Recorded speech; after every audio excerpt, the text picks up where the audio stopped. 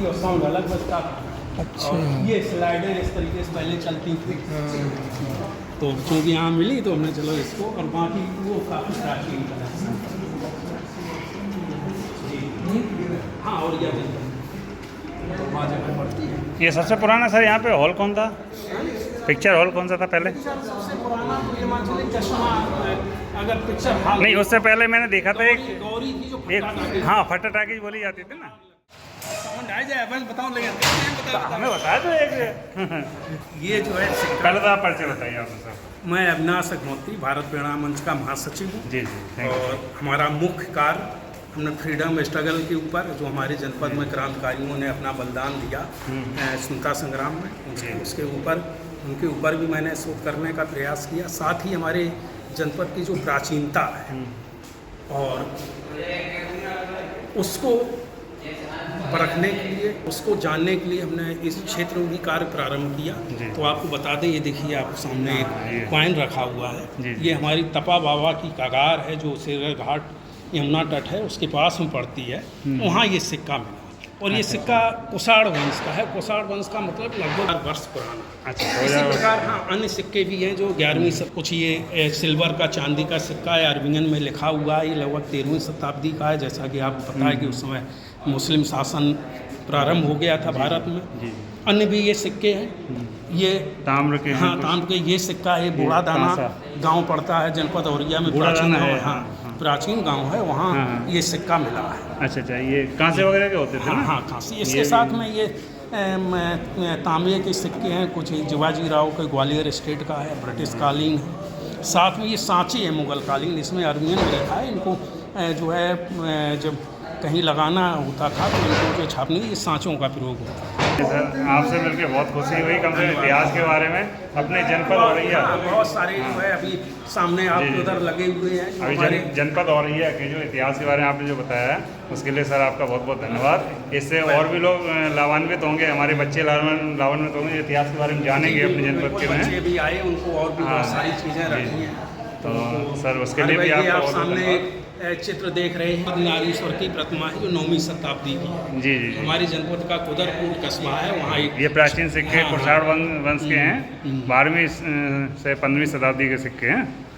और ये अलोपा देवी मंदिर कुदरकोट में नहीं, ये जो कुषाण वंश का ये एक सिक्का है। बाकी जो 3 सिक्के हैं ये 12वीं से 15वीं शताब्दी के बीच के। कुषाण कहाँ वो लिखा है? एक है वो एक वो सिक्का है। और ये सर जो है अलोपा देवी मंदिर कुदरकोट में है।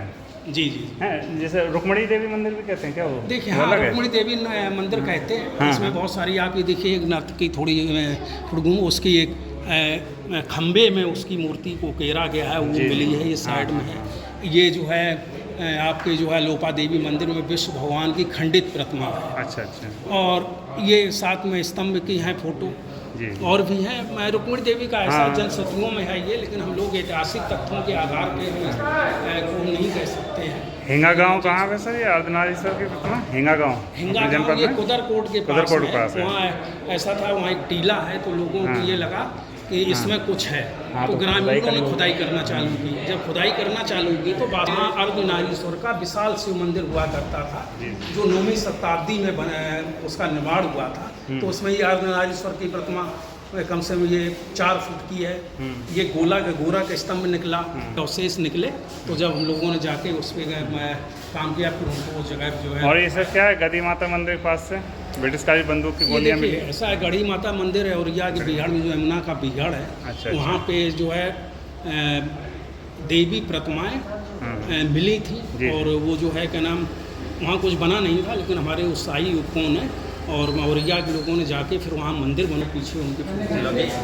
तो प्रथम स्वतंत्रता संग्राम में औरैया के लोगों ने किया था, और सैकड़ों क्रांतिकारी हमारे देश के स्वतंत्रता के लिए बल। तो एक भटपुरा गांव हुआ करता था, गढ़ी माता मंदिर और नाला, फिर बीच में भटपुरा गांव। तो अंग्रेज़ों ने 24 मई 1858 जो कालकी बेड़ा जा रहा था, ये हूँ का उस समय इटावा का कलेक्टर ये हूँ हुआ करते थे।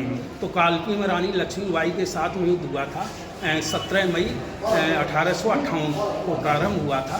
तो हूँ को कहा गया कि आप भी अंग्रेजी सेना लेके कालकी पहुँचे और युद्ध में भाग लें रानी लक्ष्मीबाई की। तो जब बड़ी सेना लेके चला तो हमारे जनपद के क्रांतिकारियों ने शेरगढ़ घाट उस अंग्रेजी बेड़े को रोका कि वो जली या मार्ग से जा रहे थे पूरे बड़ी बड़ी नावों पे सवार होकर, और लगभग उन्होंने 18 मई से लेकर 24 मई तक उनको यहीं शेरगढ़ पे रोके रखा, और तब तक कालपी युद्ध समाप्त हो चुका था 22 मई 23 मई के 1858 का।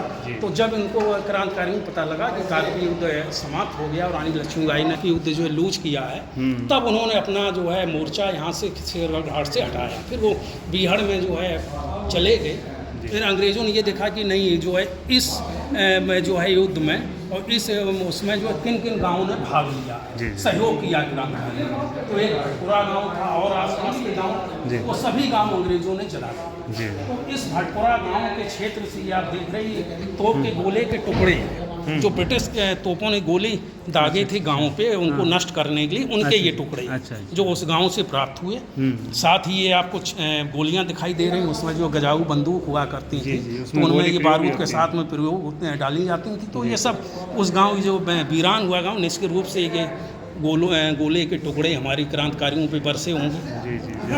और कई जाने भी गई, बहुत सारे लोग शहीद हुए, तो वो टुकड़े।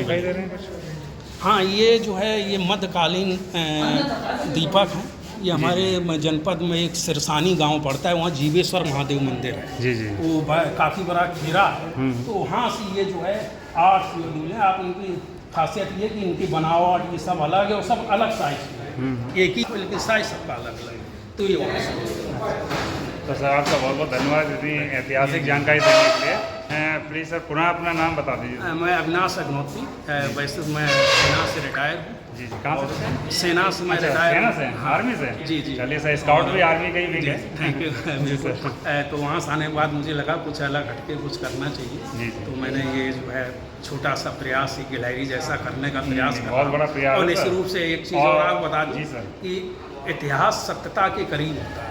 जी सर। पूर्ण सत्य कोई भी इतिहासकार या कोई भी शोधकर्ता पूर्ण ये नहीं दावा कर सकता कि मैंने जो कह दिया है वही सत्य है। निश्चित रूप से हम लोग सत्यता तक पहुँचने का प्रयास करते हैं, लेकिन वही एक प्रयास है। हाँ, उससे ये सिद्ध होता है कि हम सत्य के नज़दीक हैं। जी सर। चलिए सर, वही करने का प्रयास करते हैं। बहुत बहुत धन्यवाद। पानी में तैरता पत्थर है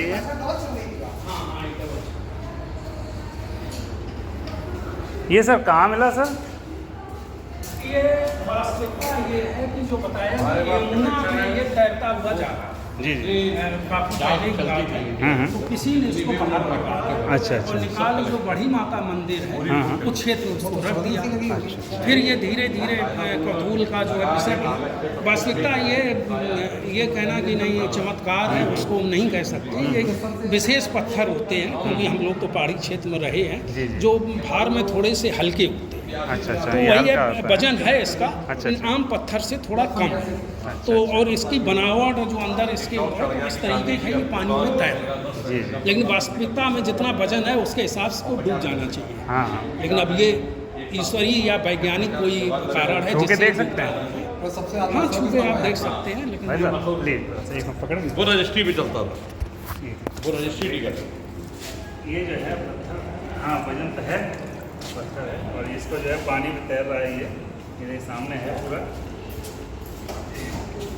ये प्राकृतिक, हमारी प्रकृति बहुत कुछ देती है और बहुत कुछ चमत्कार करती है, हम लोग चमत्कार मानते हैं, लेकिन साइंस भी इसमें बहुत कुछ है। जी सर, धन्यवाद।